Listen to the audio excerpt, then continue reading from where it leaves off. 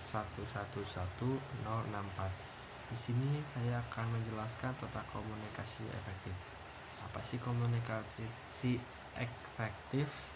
Pengertiannya, para ahli komunikasi menyatakan bahwa komunikasi yang efektif adalah pemahaman bersama antara orang yang menyampaikan pesan dan orang yang menerima pesan.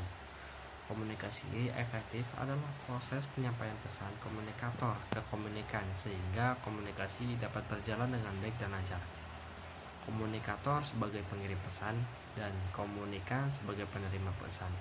Dan di situ ada beberapa unsur, ada who, which channel, what, to whom, effect, ada 5. Yang pertama ada who, siapa yang akan menyampaikan pesan, dan which channel, media apa yang kita gunakan untuk menyampaikan pesan.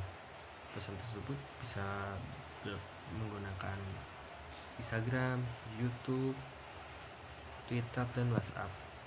Dan what itu apa yang akan kita sampaikan. Kepada siapa kita menyampaikan. Efek, dampak apa saja yang terjadi ketika kita menyampaikan pesan seperti reaksi, apakah paham dengan apa yang disampaikan. Berorganisasi komunikasi ke bawah. Jenis komunikasi ini mengarah ke bawah dari individu di tingkat yang lebih tinggi dalam hierarki perusahaan ke mereka yang berada di tingkat lebih rendah.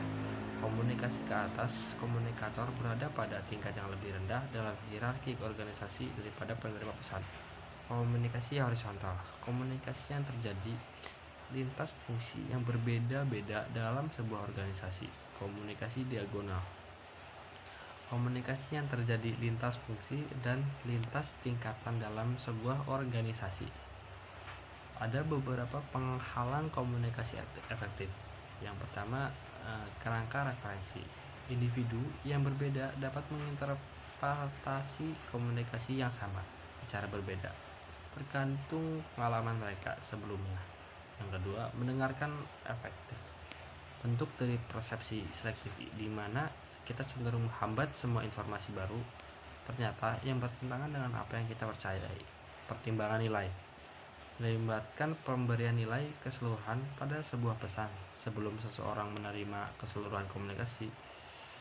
Kredibilitas sumber, kepercayaan yang dimiliki penerima pesan atas kata-kata dan tindakan yang disampaikan sang komunikator. Meningkatkan komunikasi, pertama, menindaklanjuti, memastikan apakah makna yang ingin disampaikan benar-benar sudah diterima. Mengatur alur komunikasi, komunikasi dapat diatur baik dalam hal kualitas maupun kuantitas. Memanfaatkan umpan balik memberikan para penerima pesan kesempatan untuk menanggapi pesan sehingga pengirim pesan dapat melihat apakah pesan tersebut telah diterima dan telah menghasilkan respon yang diharapkan. Dan seseorang harus memiliki empati. Seseorang harus menempatkan diri posisi penerima pesan alih-alih sebagai komunikator guna dapat memperkirakan bagaimana sang penerima pesan menerjemahkan dan memaknai pesan yang disampaikan. Yang selanjutnya ada repetisi, memastikan bahwa bila salah satu bagian pesan tidak dipahami, bagian pesan yang menyampaikan hal yang sama akan memastikan pesan tersebut dipahami dengan baik. Usahakan dalam komunikasi efektif tidak berbelit panjang lebar, harus jelas apa yang menjadi permasalahan atau apa yang akan disampaikan langsung pada poinnya. Terus dapat dipertanggungjawabkan sesuai dengan keadaan dan sumber yang ada. Komunikasi efektif ini sangat berguna ketika kita berorganisasi atau bekerja.